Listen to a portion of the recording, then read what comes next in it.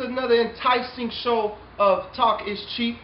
This show is about stats and testing your knowledge. My name is Giovanni, and I'm your host. We have two of our wonderful analysts here with us again, Kyle Schilling-Ford and Ludolph McLaughlin. But now we have a very special guest with us today, and that's Mr. Michael Symonette. He brings the stats with a twist, right?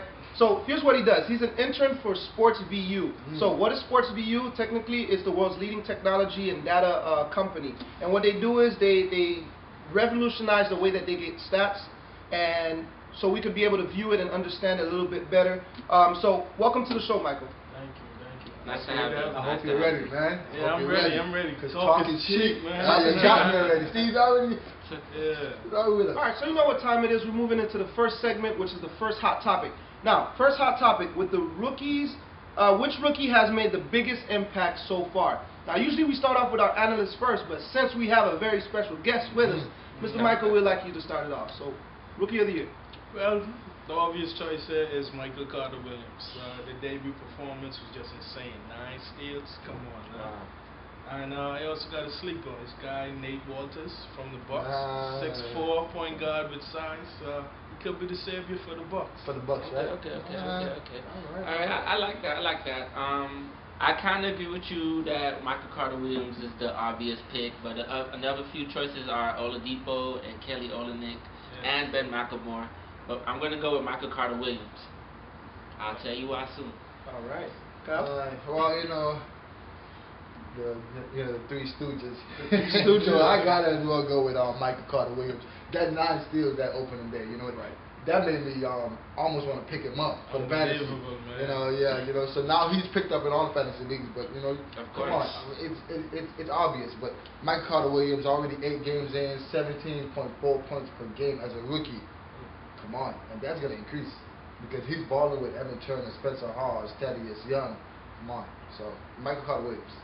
All right. Well, I mean, speaking of fantasy, rosters, I think I have Mr. Michael Carter-Williams in my fantasy. Who made you pick him up? Okay, so Who made you pick him up? my fantasy looking pretty good, Who made y'all. So actually, to tell you the truth, I actually agree, with these gentlemen about Mr. Carter-Williams. Talk is cheap. I know it's cheap, but check it out.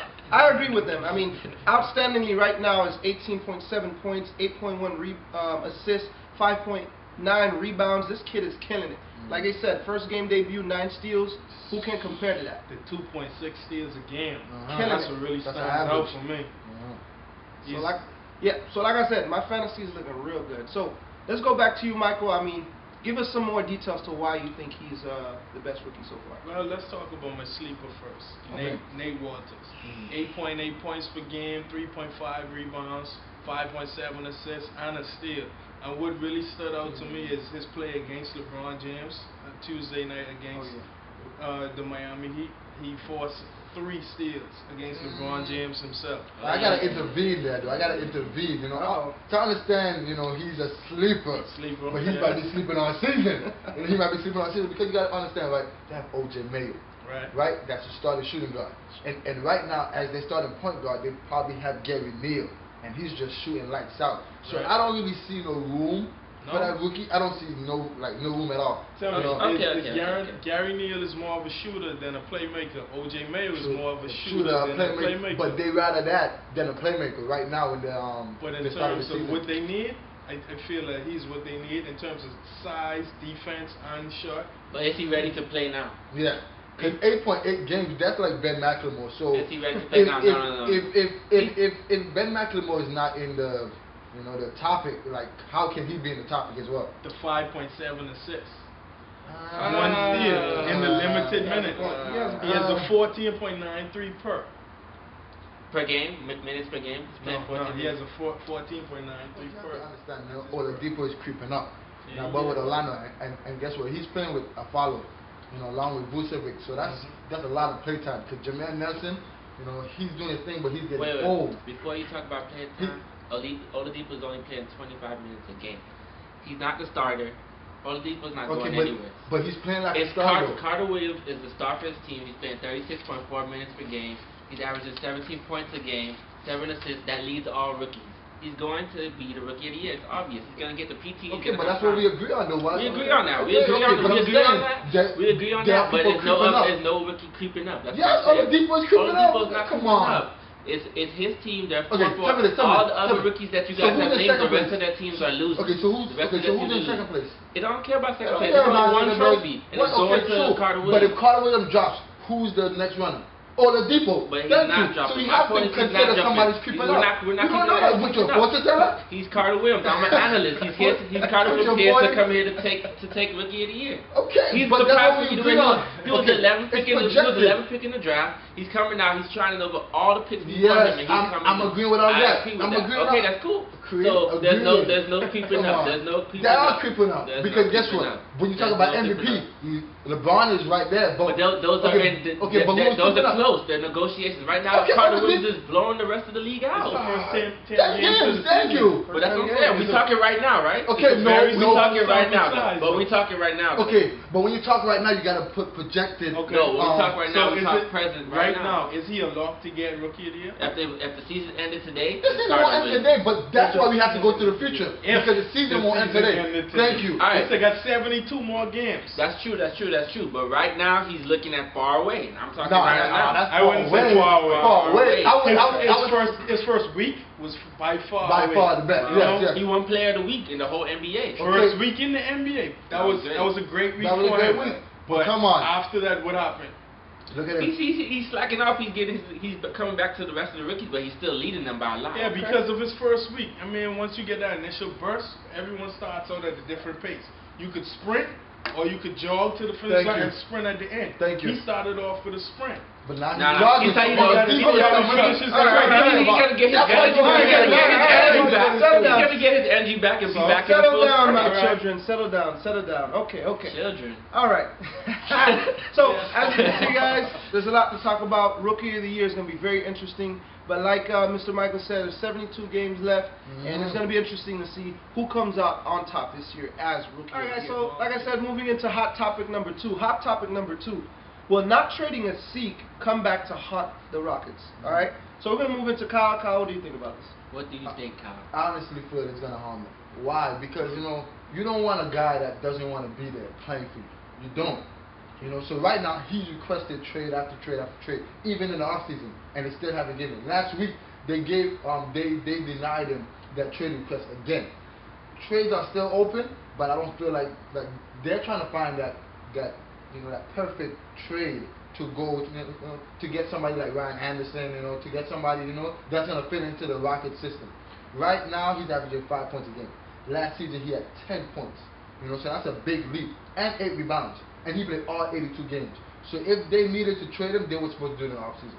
They were supposed to. Come on, that's value right there. Okay, I hear you, Kyle. Asik and the Rockets. Asik, they should have traded. It's showing out right now. He doesn't want to be there. They don't want him there. He's not playing. They played against the Knicks a few weeks ago, and they played Greg Smith. Who is Greg Smith? But Asik didn't get in the game at all. So it's obviously he's not doing anything right now. So they probably should have let him go. Okay, Michael. If convinced to become a backup center, I feel like he can really help the Rockets make it far this year. But in terms of value, they should have cashed out on him this summer.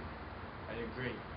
He averaged a double-double in 82 games last year and 30 last season in 30 minutes. That's very effective. And he is convinced that he's a starting center in this NBA. Okay. So I mean, I see what you guys are saying. Looking into it, like we said, Asik 5.0 points is not really that effective coming from 10 points. But when you look at the rebounds, he crashes the board. He gets blocks. He's still getting there though. I mean, besides him, who else do they have as a backup center? I agree with that. I agree with that. All right, right now they do have him and Dwight switching back between power forward and center. Sometimes Dwight's a power forward, sometimes a center. But Dwight's a solid center and Asik's a solid center. So Asik, you can't really have him at power forward because he can't guard any of a power forward. If Kevin Love comes, that means Asik has to come out the paint, and that's his whole effectiveness. His effectiveness is being in the paint to stop defenders with blocks and get big offensive and defensive rebounds. So if you take him out the paint, or he has to guard someone like Melo, sometimes Melo plays the 4, he can't guard him because they're too fast. They were stronger, faster. He just can't keep up with any power forward in the league. He's better at center. And right now, he can't play center because Dwight's there. The best center in the league. Of course, but you know, I'm going back to that comment when you said you don't know who's Greg Smith. Come on, man. They disagree. Don't make eye contact with Michael. We already know what it was. Who is Greg Smith? Who is Greg Smith? Come on.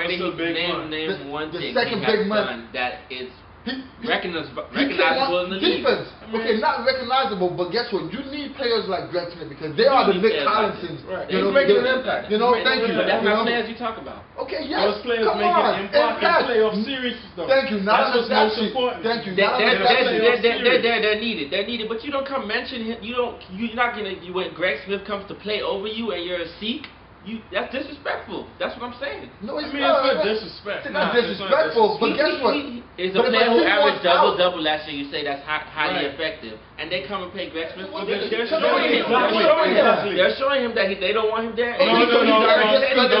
No. He said he don't want to be there. They never said they don't want him there. That's why he's still on the team. Thank you. They haven't found the right trade. Right trade. They're the right trade. They found some trades until December 15th.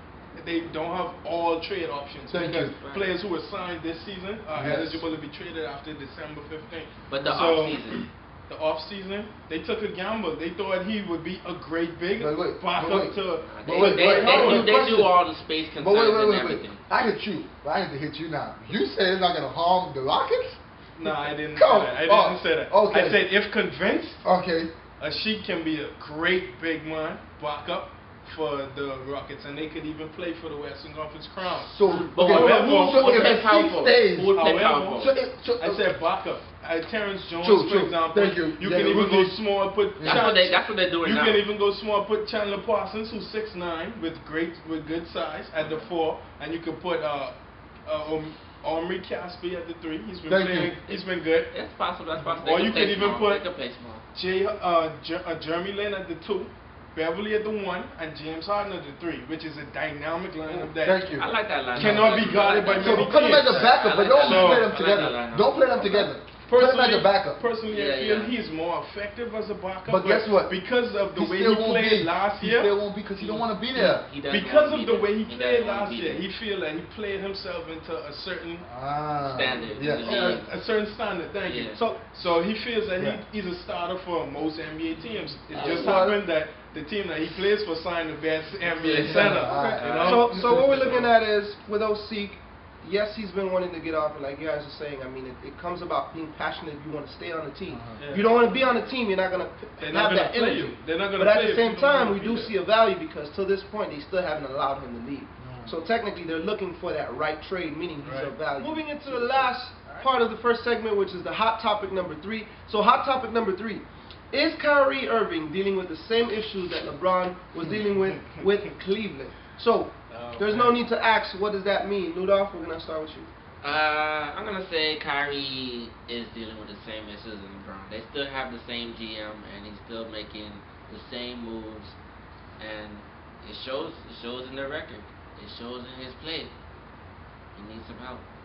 It shows in their record. It's an interesting statement. Go ahead, Michael. What you got to say? Well, I got a few points here, but I'm going to start off with this first. I think the consistent theme or the common theme here is Mike Brown.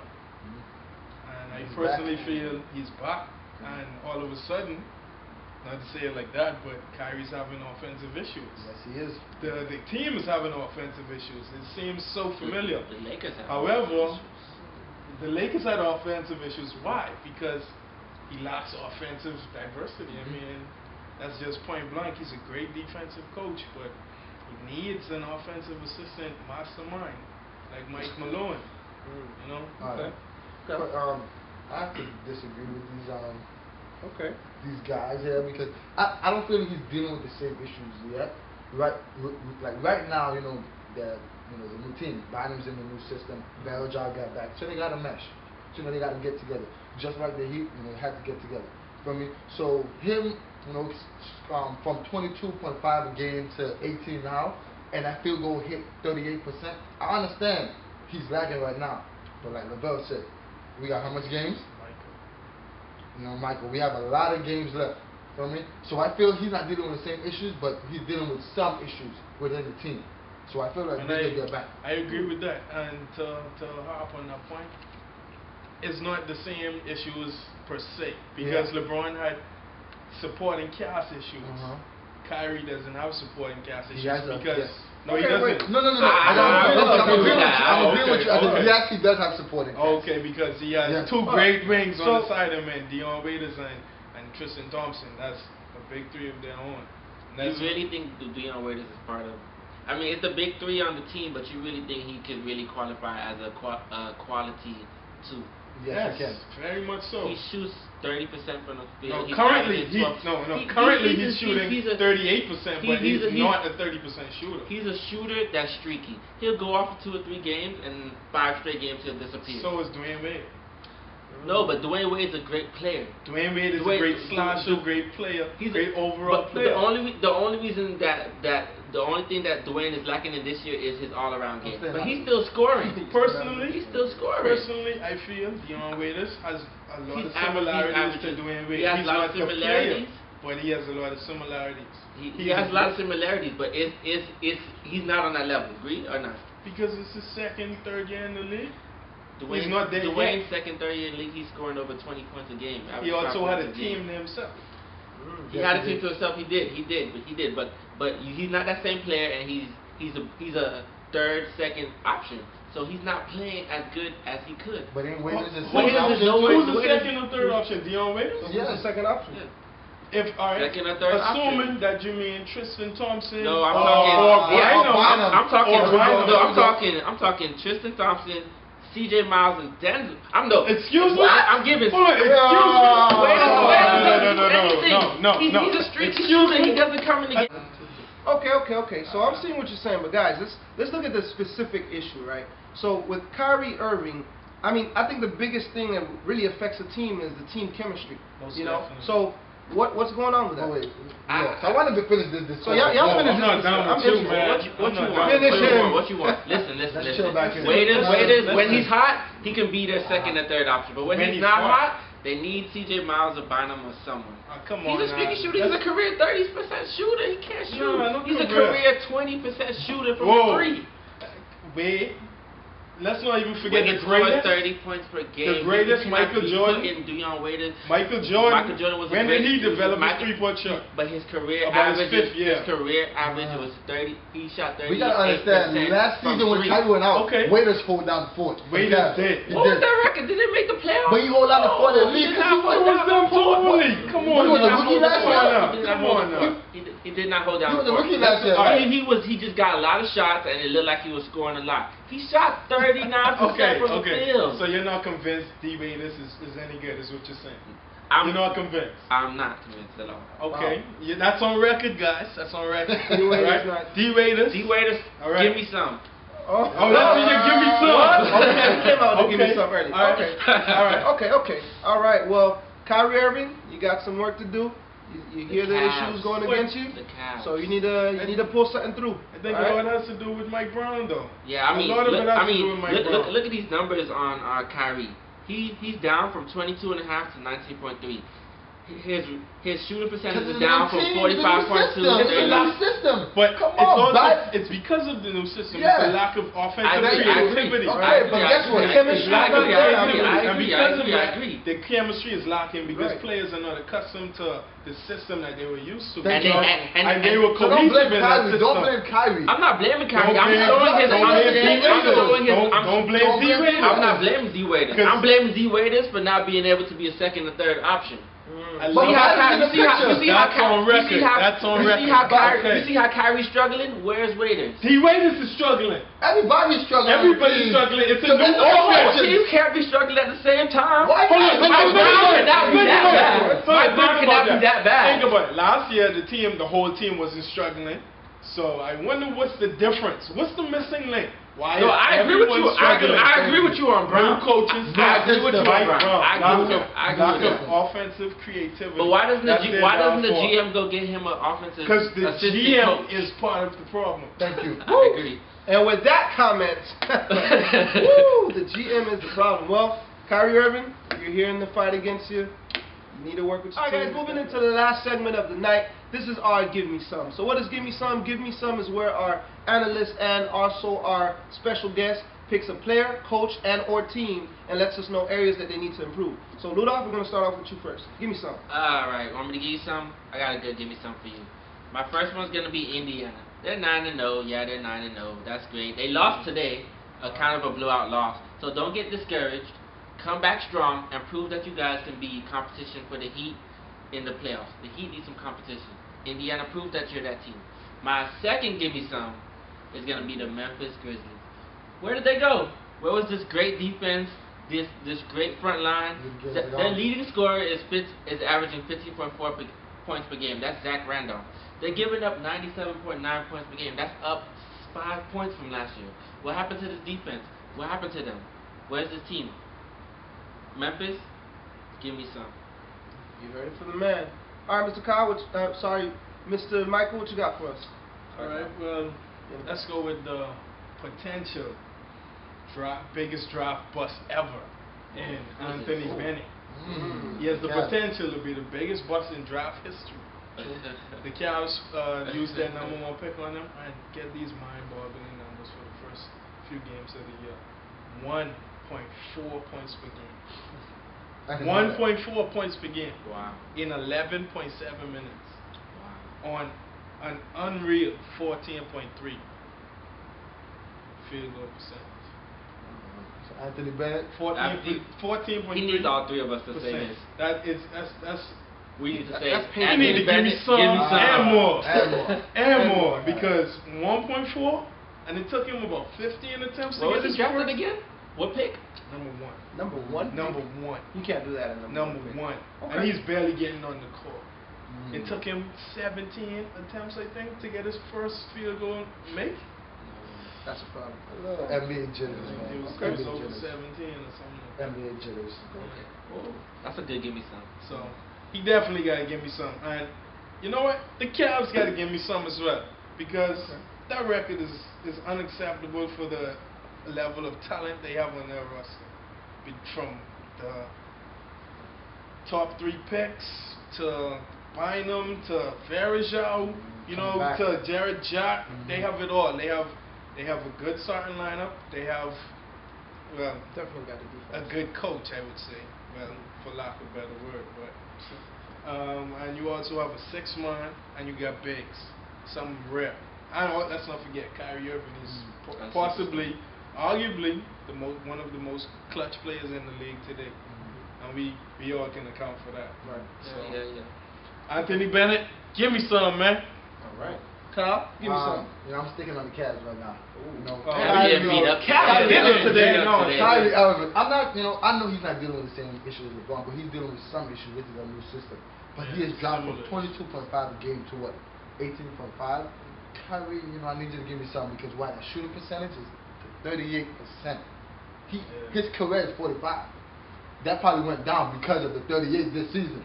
So Kyrie, I need you to, be that superstar you was last year, and forget that new system. Forget Mike Brown and that defense. Put that offense to work and put your team to work. So Kyrie Irving, I'm gonna need you to give me some. Put the team on your back, man. One more thing, my next give me some. Once again, I'm sticking with the Cavs, the Cavaliers. That record to start off the season is unacceptable. I'm not saying that, I understand teams go to issues, but you already been through 10 games. 10 games to me is enough to get you used to a system. It shows the sign. It shows the sign. So I need them, Jared Jack coming off the bench, he needs to be that 6-man. Kyrie needs to step it up more. Anthony Bennett, come on, that 1.7, come on. Valjean needs to get back to that double. 14. Killer that he was. 14 and 14 last year. So Cavs, Kyrie, Anthony Bennett, and the Cavs once again from me and Mike. That was some very interesting. Give me some, man. Cavs. Listen, y'all got torn up today. The crew just let y'all know what it is. If y'all don't give them some, then y'all gonna have some problems. Anthony Bennett, Kyrie Irving. I have to say, after the show, I think Ludolph should be ready because Dion waited that comment. LaBella's after you, Ludolph. LaBella's after you. Right?